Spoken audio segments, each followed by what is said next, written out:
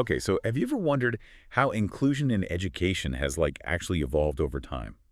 Well, get ready because today we're going deep into some academic research that traces how thinking on this has changed. And me, I'm always on the lookout for those things we might be missing, like those blind spots. Yeah, it's really interesting when you think about how attitudes in society as a whole end up showing up in how we approach education. It's pretty remarkable. Right, and this research actually connects the growth of inclusive education to these big social movements from the 20th century. Exactly. Like the push for equal opportunities and recognizing that people are different, that really challenged that old way of doing things where it was like one size fits all for centuries in education. And that leads us to this super important document, the Salamanca Statement. It came out in 1994, and it's all about inclusive education. But honestly, the first time I read it, I was kind of surprised by how broadly it's actually written. The Salamanca Statement, yeah, it may have been focused on students with disabilities at first, but the heart of its message is really about valuing how different all learners are. And that's what makes it so powerful, I think.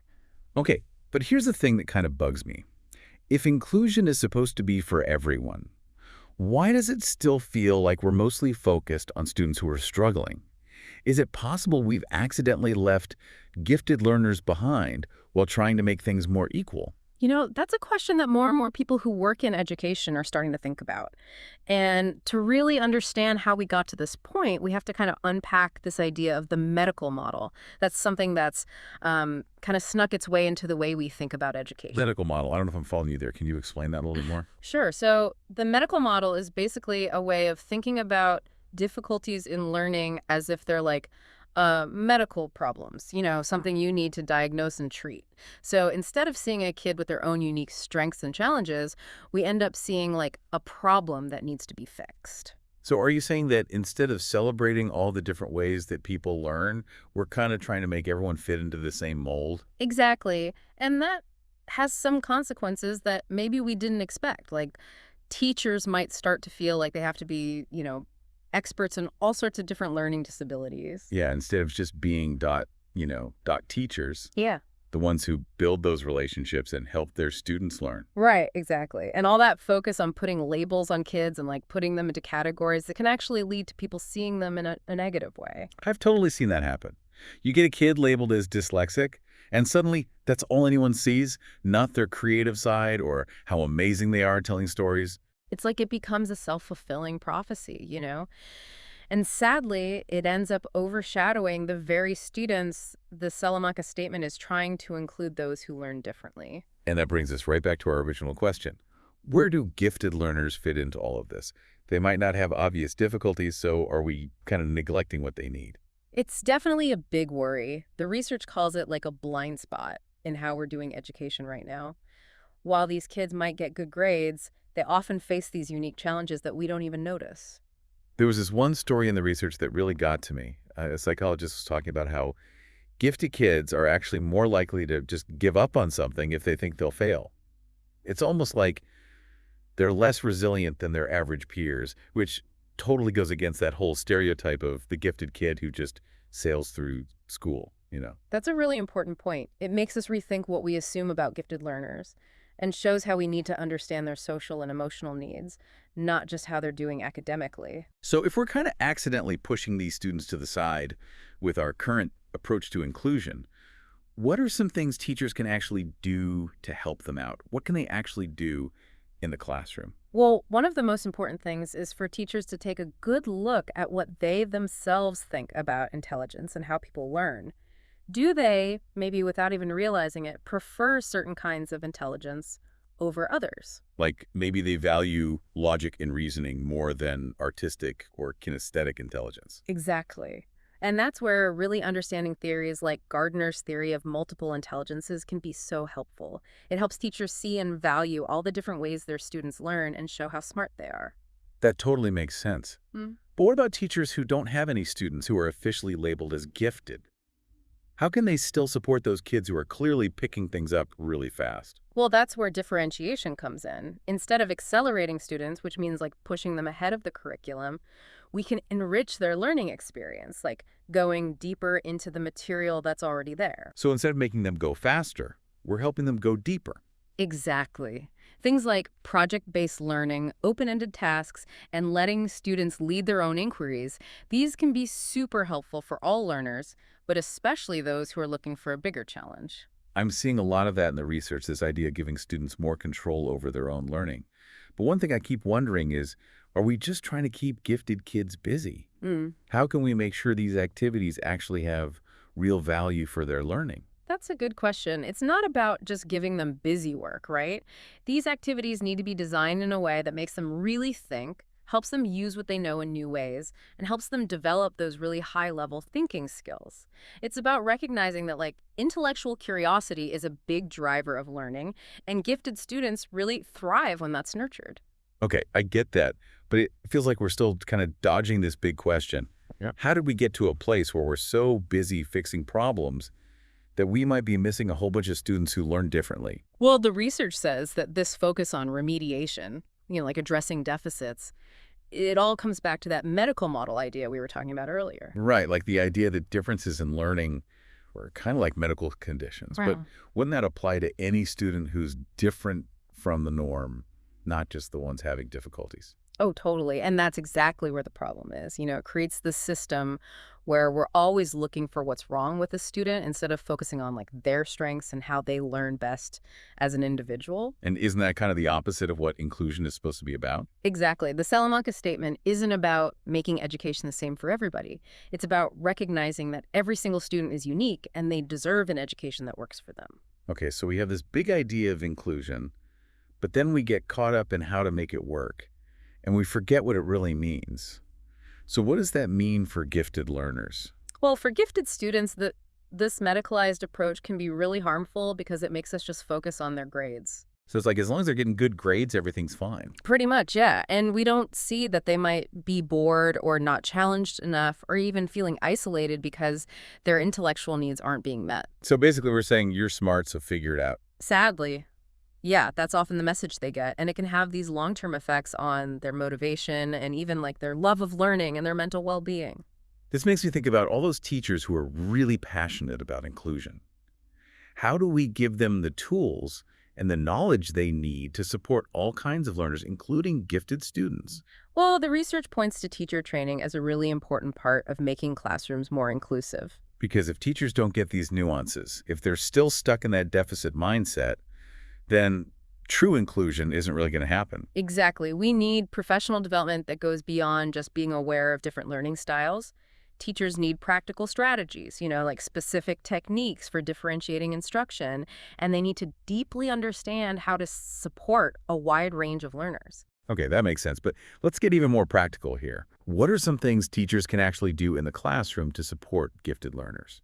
One really effective approach is to focus on enrichment instead of acceleration. Right, that idea of going deeper into a subject instead of pushing them ahead. I remember you talking about that earlier. It's a really powerful strategy because it lets students explore their interests more deeply, to make connections and to develop those higher order thinking skills. So instead of just giving them more work or moving them up a grade, we're creating chances for them to really engage with the material in a meaningful way. Exactly. And that might mean doing independent research projects or finding mentors or even connecting them with experts in their community. That sounds incredible. But I can also see how that could be a logistical nightmare for teachers who are already super busy. How can they manage all of that on top of everything else they have to do? It's definitely a challenge and it requires a different way of thinking about things, but the research shows that a well-designed enrichment program can actually be good for all students, not just the gifted ones. Really, how so? Well, when teachers create a learning environment that values things like inquiry and exploration and student-led projects, it creates a more engaging and intellectually stimulating atmosphere for everyone. It makes everyone want to learn more, even outside of the classroom. So it's not about creating separate programs for gifted students, Right. but it's about bringing that same spirit of inquiry into the whole classroom culture. Exactly. And that's ultimately what inclusive education is all about, creating a learning environment where every student feels valued and challenged and supported to reach their full potential. I'm starting to see how this all comes together, but I got to admit, I'm still thinking about this idea of acceleration.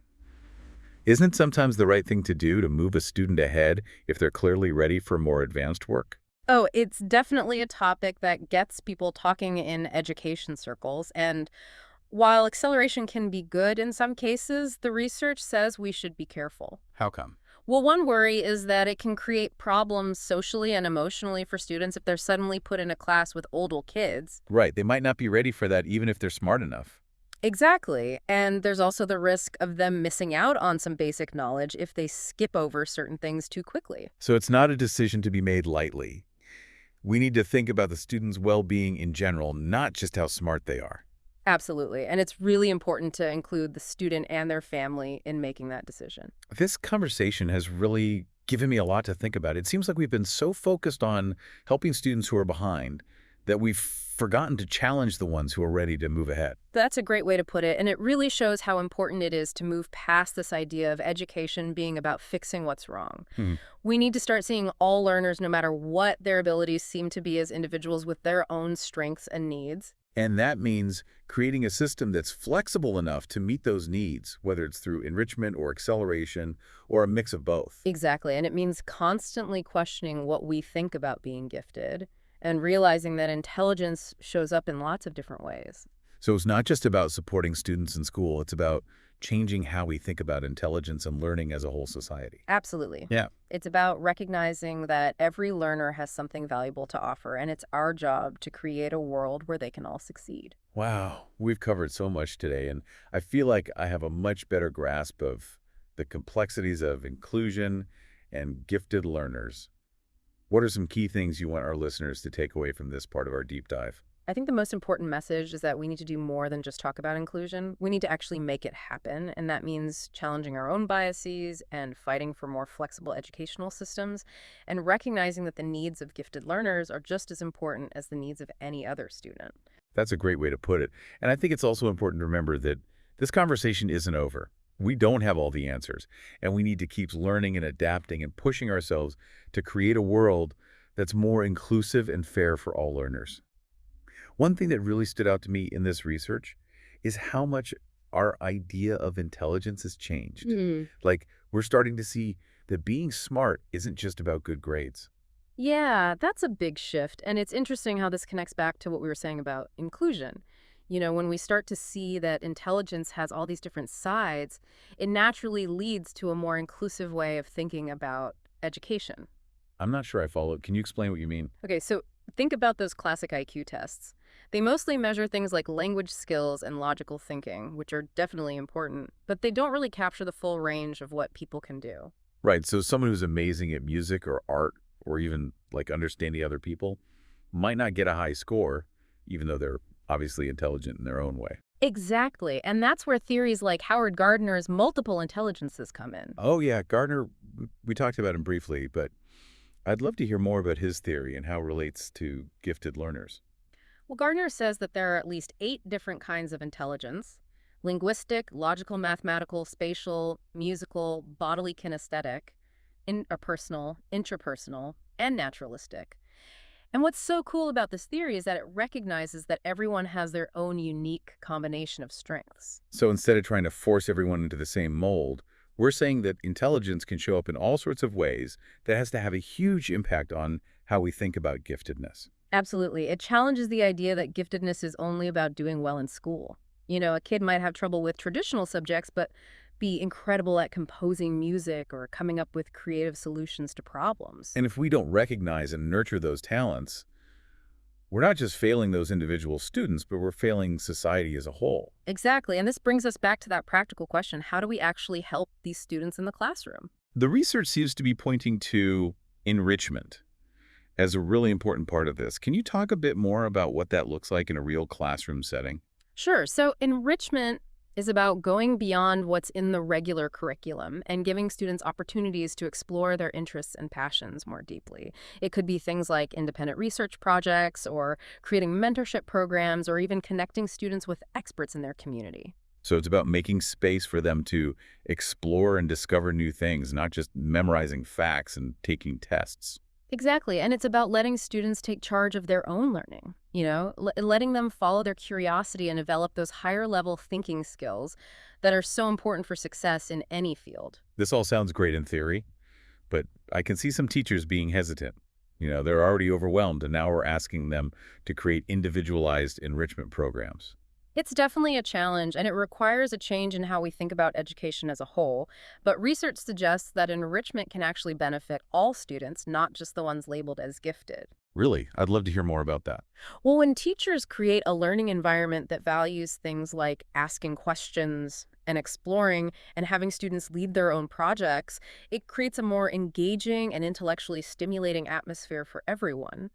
It fosters a love of learning that goes way beyond the classroom. So it's not about separating gifted students from the rest, but about bringing that spirit of enrichment into the whole class culture. Exactly. And that's where working together is so important. Teachers can share ideas and resources and strategies to create a more inclusive and exciting learning experience for all their students. I love that it's about building a community of learners where everyone feels supported and challenged to reach their full potential. That's really what inclusive education is all about, and it's something we should all be striving for, whether we're teachers or parents or just members of a society that values learning and growth. This has been such an insightful deep dive. I feel like I've learned so much about inclusion and gifted education. Before we go, is there one main takeaway you want our listeners to remember? I would say this. Let's challenge ourselves to move beyond those narrow definitions of intelligence and success. Let's embrace the fact that human talent comes in all shapes and sizes, and let's create learning environments where every student feels seen and valued and empowered to really thrive. Beautifully said. And on that note, we'll wrap up this deep dive. We hope you've enjoyed exploring these ideas with us, and we encourage you to keep this conversation going in your own communities. Remember, creating a more inclusive and equitable world starts with each and every one of us.